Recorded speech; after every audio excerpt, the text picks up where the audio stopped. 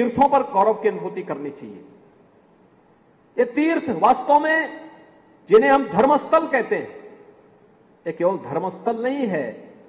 सामान्य भौतिक चक्षु से अगर हम देखेंगे तो हमारे लिए वो एक धार्मिक स्थल हो सकता है, लेकिन अगर आप विराट दृष्टिकोण से उसको देखने का प्रयास करेंगे, ज्ञान चक्षु खोल करके अगर आप उसको देखने का अवलोकन करेंगे, तो आपको लगेगा कि केवल ये मंदिर नहीं है, ये धाम नहीं है, बल्कि यह तो भारत की एकात्मता का आधार भी है। पूरा भारत इन मंदिरों में आता है, यहां से प्रेरणा प्राप्त करता है, यहां से प्रकाश प्राप्त करता है, एक नई दिशा प्राप्त करता है। कौन ऐसा भारतीय होगा जो बद्रीनाथ और केदारनाथ का दर्शन नहीं करना चाहता होगा? कौन ऐसा भारतीय होगा जो जीवन में एक बार गंगा स्नान करने की इच्छा न रखता होगा? कौन ऐसा भारतीय होगा जो काशी में काशी विश्वनाथ धाम का दर्शन करने की अभिलाषा न रखता हो?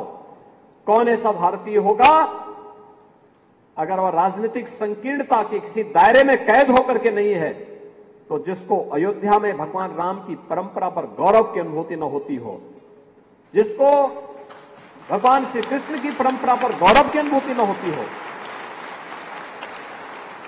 और मुझे लगता है हर भारतीय को करना चाहिए। कौन ऐसा भारतीय होगा जो देश के आजादी के नायकों के प्रति सम्मान का भाव न रखता हो? राष्ट्रपिता महात्मा गांधी हो, नेताजी सुभाष चंद्र बोस हो, सरदार वल्लभ भाई पटेल हो, सरदार भगत सिंह हो, असफाउल्लाह खां हो, पंडित राम प्रसाद बिस्मिल हो, ठाकुर रोशन सिंह हो, कौन नहीं इन पर गौरव की अनुभूति करता है? हर भारतीय करता है। ये विरासत का सम्मान।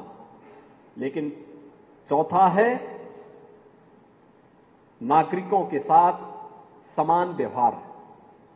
हर नागरिक के साथ एक समान व्यवहार भी होना चाहिए, भेदभाव नहीं होना चाहिए।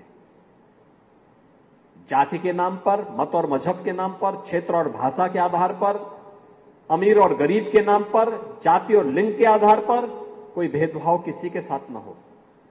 और पांचवा है नागरिक कर्तव्य। हर नागरिक का अपना एक कर्तव्य होना चाहिए। क्या कर्तव्य होना चाहिए? मैं जीऊंगा तो मातृभूमि के लिए जीऊंगा, कुछ कार्य करूंगा तो मातृभूमि को ध्यान में रख करके कार्य करूंगा, देश के हित को ध्यान में रखकर करूंगा। और जिस दिन 140 करोड़ लोगों के मन में एक भाव आ जाएगा कि हमारे लिए नेशन फर्स्ट, देश प्रथम का यह भाव जिस दिन 140 करोड़ लोगों के मन में आ जाएगा, उस दिन भारत को दुनिया की सबसे बड़ी ताकत बनने से कोई ताकत रोक नहीं सकती है।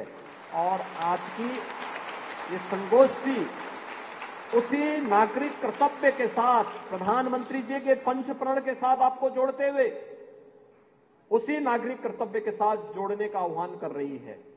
हम भी अपने दायित्व का निर्वहन करें। हर व्यक्ति जो जिस क्षेत्र में है, जिस फील्ड में है, वह अपने दायित्वों का निर्वहन करेगा तो स्वाभाविक रूप से हर एक क्षेत्र में हर व्यक्ति अपने अपने कर्तव्यों का पालन करे। एक छात्र है, अच्छा पढ़ाई करे, प्रयास करे, अपने पाठ्यक्रम को नियमित रूप से अध्ययन करें, अपनी पाठ्यक्रम के साथ साथ खेलकूद की गतिविधियों में भाग लें, देश और दुनिया की जानकारी भी लें। एक भाव उसके मन में आना चाहिए, आनो भद्रा कर्तो यंतु विश्वत, यानी ज्ञान की धाराएं जहां से भी आ सकती है उसको लेने का प्रयास एक विद्यार्थी का धर्म होना चाहिए, यही उसका कर्तव्य है। एक युवा रोजगार के लिए जा रहा है, अगर कहीं भी उसको नौकरी या रोजगार मिलता है तो पूरी तन्मयता के साथ अपने दायित्वों का निर्वहन करते हुए उस कार्य को पूरा करें। एक शिक्षक अध्यापन के साथ तो जुड़ता है, लेकिन अपने अध्ययन के क्रम को बाधित भी न होने दे। समाज के जिस क्षेत्र में जो व्यक्ति है वो अपने कर्तव्य का ईमानदारी पूर्वक निर्वहन करने लग जाएगा, अपने आप ही भारत दुनिया की एक ताकत बनेगा, उसको कोई रोक नहीं पाएगा।